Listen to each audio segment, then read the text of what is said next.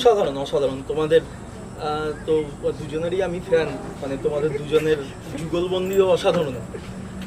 তো আজকে গানের আড্ডায় আমরা বসতে পারলাম আমার স্টুডেন্ট অ্যাওয়ার্ডসটারের সৌজন্যে। তো সেক্ষেত্রে আমি শুভদীপকে দিয়ে শুরু করি। শুভদীপের যে এই অসাধারণ বাজানো আমরা সবাই দেখেছি, তো এই অসাধারণ বাজানোটা তোমার শুরুটা কোত্থেকে, মানে তুমি কিভাবে শুরু করলে, কবে থেকে ভাবলে এটা যে আমি গিটার বাজাবো, মানে কোথা থেকে শুরু, তারপরে জার্নিটা কীভাবে? বলতে এটা শুরু করেছিলাম যখন ক্লাস 11-এ পড়তাম, আর এই শেষের দিকটা এসে তো তখন আমি যেখানে ফিজিক্স পড়তাম আমাদের স্যার গিটার বাজাতাম, তো তাকে দেখে অনেকটা ইন্সপিরেশন পাওয়া। সেই ইন্সপিরেশনটাই যখন নিজের একটা গিটার কিনলাম, যখন মনে হলো যে না নিজেও বাজাতে পারবো, তখন সেটা একটা শখে পরিণত হলো। সেই শখটাই এবার একটা পরিবেশের সৌজন্যে, মানে বেসিক্যালি বলা চলে, সেটা এখন একটা প্যাশনে চলে যাচ্ছে। আরেকটা যুগলবন্দি শুনিনি, তারপর বাকি আলোচনা হবে। ঠিক আছে।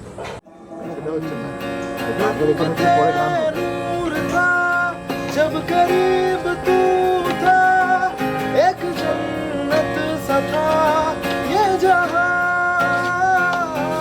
वक्त की रेत पे कुछ मेरे नाम सा लिख के छोड़ गया तू कहाँ।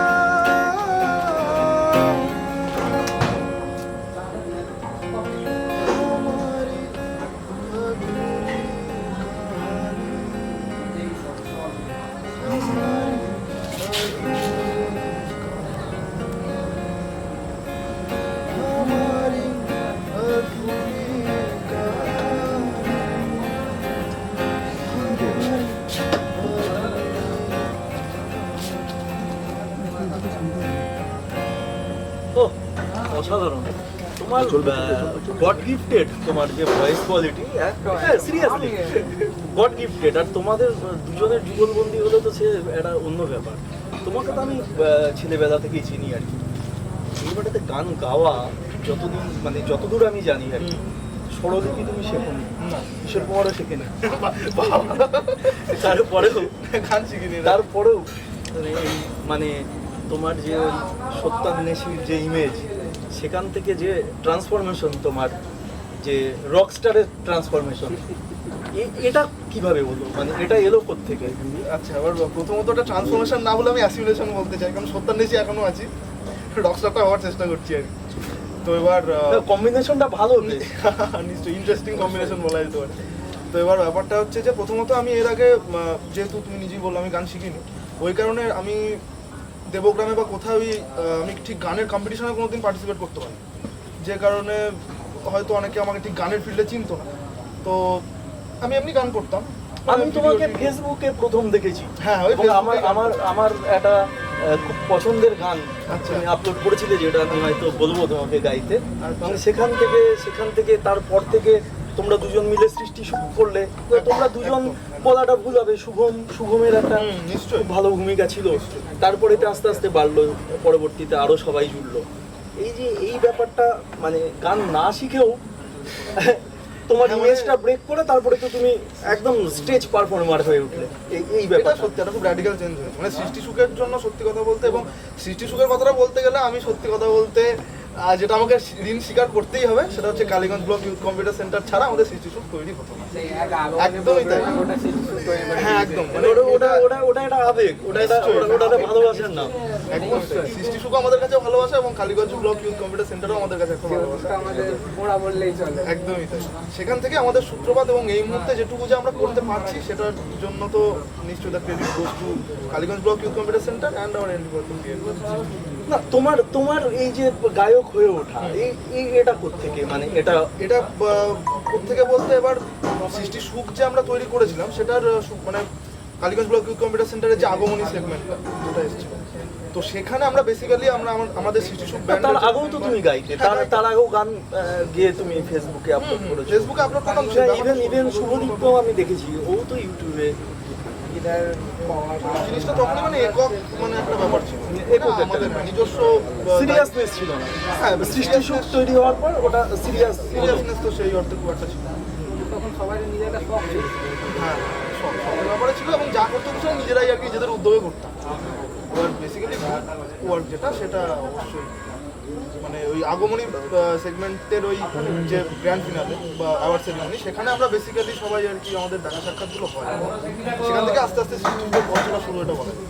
বেশ বেশ আচ্ছা দাদা আমার একটা প্রশ্ন ছিল আর কি। নিশ্চয়ই। হ্যাঁ তো মানে বেসিক্যালি মানে এই মুহূর্তে যে সেগমেন্টটা তোমাদের চলছে মানে চারিদিকে সারা পড়ে গেছে অলরেডি, আমরা ন্যাচারালি আমরাও জানতে পারছি, ভালো লাগছে ভিডিওগুলো দেখে। এই যে কালীগঞ্জ ব্লক ইউথ কম্পিউটার সেন্টারের তরফ থেকে আওয়াজ স্টুডেন্টস আওয়াজ স্টাফ, তো আওয়াজ স্টুডেন্টস হ্যাঁ বা আগমনী তো বটে নিশ্চয়ই। তো এই যে সেগমেন্টগুলো আসছে আমরা গত বছর থেকে যেটা দেখতে পাচ্ছি, তো আমার যেটা প্রশ্ন সেটা হচ্ছে এর আগে তো জিনিসটা ছিল না, বাট আমরা দেখতাম না, এটা আমাদের থেকে আমরা দেখছি মানে আমাদের দেবগ্রামে বা এইটার আইডিয়াটা কীভাবে এলো মানে গত বছর থেকে? খুব প্রাসঙ্গিক প্রশ্ন এটা। মানে আশাটা স্বাভাবিক এবং এটা অনেকেই জানতে চায়। এটার উত্তর যদি খুব সংক্ষেপে জিজ্ঞেস করবো খুব সংক্ষেপে নয়, কিন্তু এটা উত্তর তো দিতেই হবে আর কি। সেটা হচ্ছে এই ভাবনা কিন্তু নতুন নয়, মানে ভাবনা আমাদের চিরদিন ছিল যে আমরা আমাদের অ্যানুয়াল ডে ইনফ্যাক্ট আমাদের সামনে আসছে 19শে জুলাই আমাদের যে ইনোগ্রেশন ডে ছিল। তো তৎকালীন এমপি এমএলএ ওসি থেকে শুরু করে সমস্ত ভিআইপিরা এসেছিলেন এবং ইনোগ্রেশন হয়। তারপরে আমরা কিন্তু ভেবেছিলাম যে আমরা প্রতি বছর ওই 19শে জুলাই আমরা অ্যানুয়াল ডে প্রোগ্রাম আমাদের করব, কিন্তু যেহেতু এটা 19শে জুলাই মানে একদম বর্ষার মাঝামাঝি, তো এটা কখনো করে উঠতে পারি কোনো সমস্যা হতে পারে। নানা ধরনের সমস্যার জন্য আমরা এটা করে উঠতে পারিনি, বিশেষ করে ওপেন ডায়াস করা বা বৃষ্টির জন্য আমরা এটা অ্যাভয়েড করেই গিয়েছি।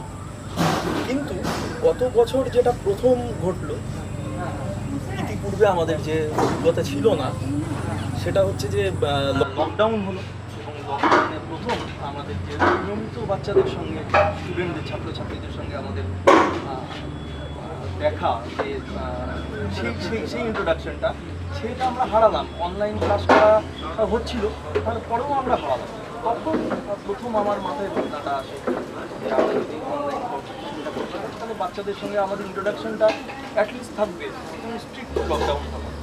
তখন আমরা কিন্তু গত বছর 2020 মাসে আওয়ার স্টুডেন্ট আওয়ার স্টার্ট এবং বেশ কিছু পার্টিসিপেন্ট তখন পার্টিসিপেশন ছিল তাদের, আবার অনেকে করতে পারেনি। তারপরেতে যখন আমরা রেগুলার ক্লাস শুরু করলাম, ঠিক সেই সময়তে অনেক ছাত্রছাত্রী তখন আমাদের বললো যে আমরা তো অংশগ্রহণ করতে পারিনি।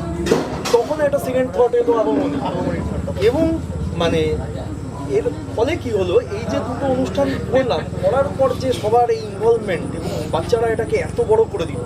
মানে দেখো আমাদের এত বছরে আমরা আমাদের প্রায় 10,000-এর বেশি ছাত্রছাত্রী এখান থেকে পাশ করেছে এবং তারা আমাদের অ্যাকচুয়ালি সেকেন্ড জেনারেশন চলছে। এটা মানে বাবা শিখেছে বা মা শিখেছে, এখন তার ছেলে বা মেয়ে শিখছে, মানে এতটাই সেই জায়গা থেকে আমাদের এখানে সাকসেসটা কোথায় জানো তো, যে আমাদের যখন ইনস্টিটিউটের সামনে দিয়ে কোনো একটা ছাত্রছাত্রী যেত, বলতো যে এখান থেকে আমি কম্পিউটারটা শিখেছি।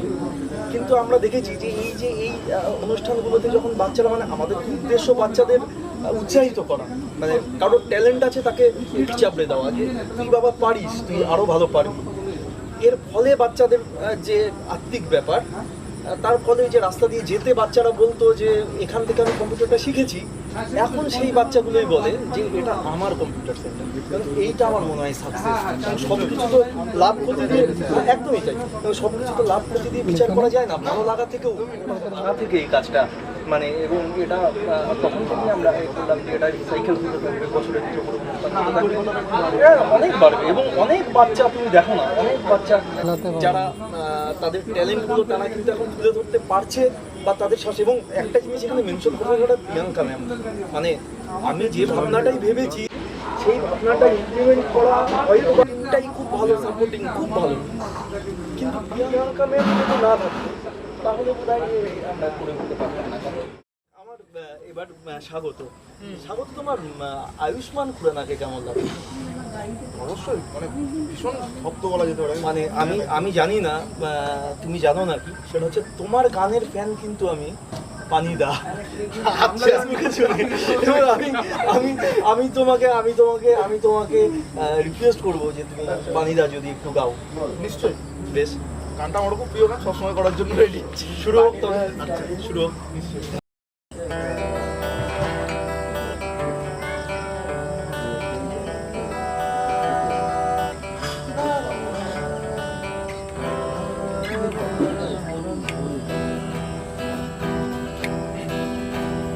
पानी दा रंग बंक के, पानी दा रंग बंक के, पानी दा रंग बंक के, किया जो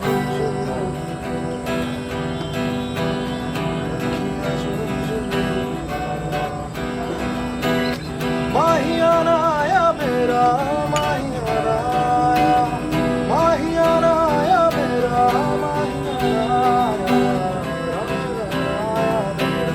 माहियाना आया, माहियाना आया मेरा,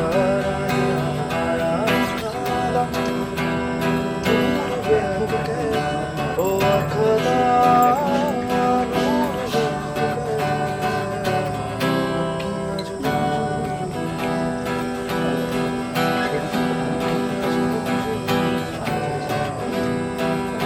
कमली हो गई तेरे बिना जाना जुड़ मेरे, कमली हो गई तेरे बिना जाना जुड़ मेरे, बारिश बरखा से कुछ आया, बारिश बरखा से कुछ आया मेरे खाना नूर बंक के, ओ खाना नूर बंक के, किया जो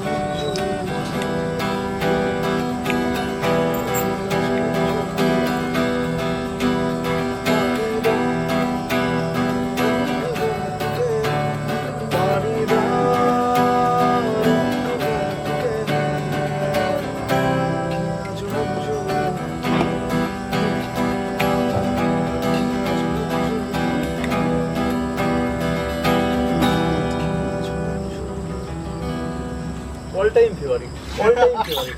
মানে তোমার যত জায়গায় তুমি গান গাইবে আর গানের আসর বসবে, তত জায়গায় আমি তোমাকে এটাই গাইতে বলবো। এইটাই করে যাও।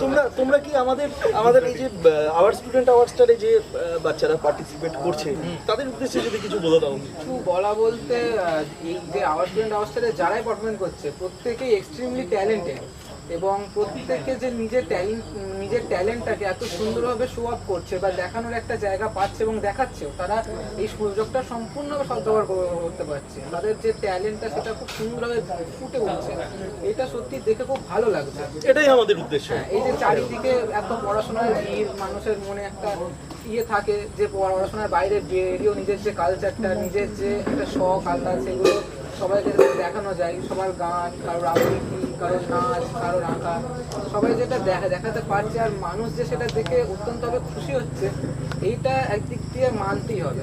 সবথেকে বড় ব্যাপার যে সবার যে উৎসাহটা, এটা মানে আমার তো অন্তত খুব ভালো লাগে যে উৎসাহটা। এইটার মাধ্যমে আমরা কিন্তু মানে বাচ্চাদের মধ্যে উৎসাহটা যে ভীষণ পরিমাণে আছে, এটা কিন্তু আমরা একদম একদম বাচ্চাদের মধ্যে শুধু নয়, অভিভাবকের মধ্যে, এবং সেটা ভিড়টা একটা মানে আমি সত্যি করেই মানে এটা একটা ধন্যবাদ জানানোর জায়গা আর কি। বাচ্চারা যেরকম, বাচ্চারা যেভাবে অভিভাবকরা সাপোর্ট করে এই বিষয়গুলোতে, তো সেটা মানে অ্যাকচুয়ালি অভিভাবকদের সাপোর্ট ছাড়া তো বাচ্চারা করতে পারবে পারফরমেন্সগুলো না। আমাদের পক্ষে পাওয়া ওরা, সম্ভব। এইগুলো দেখলে না মনে হয় যেন আমরা ঠিক দিকে এগোচ্ছি আর কি। মানে আমাদের ভাবনাগুলো বোধহয় ঠিক একটা জায়গায় গিয়ে তাদের মনকেও কোথাও উচ্ছ্বাসিত করছে। উচ্ছ্বাসিত করছে। একদম একদম ঠিক আছে। তো আমরা শেষ করবো একটা তোমাদের পছন্দের একটা গান দিয়ে আমরা শেষ করবো।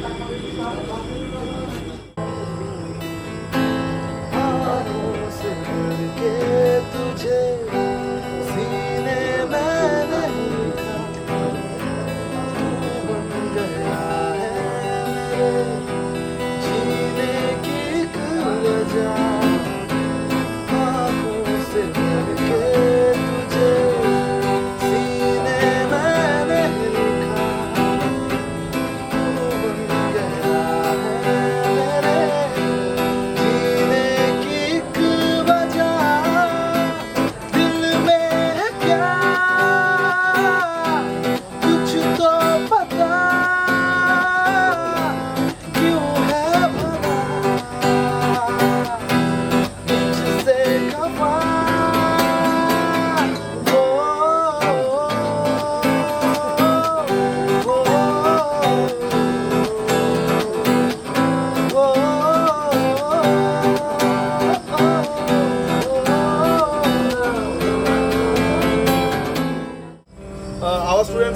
স্কুলের যারা পার্টিসিপেন্টস রয়েছে, আমাদের সমবয়সী বা আমাদের থেকে বড় বা আমাদের থেকে যারা ছোটো ছোটো ভাই বোনেরা রয়েছে, তাদের সকলকে আমাদের তরফ থেকে অনেক অনেক শুভেচ্ছা জানাই। তোমাদের মানে কম্পিটিশনে তোমরা ভালো রেজাল্ট করো, যারা স্পেশাল পারফরমেন্স করছো তাদেরকেও শুভেচ্ছা জানাই। তোমরা এগিয়ে যাও, অল দ্য বেস্ট।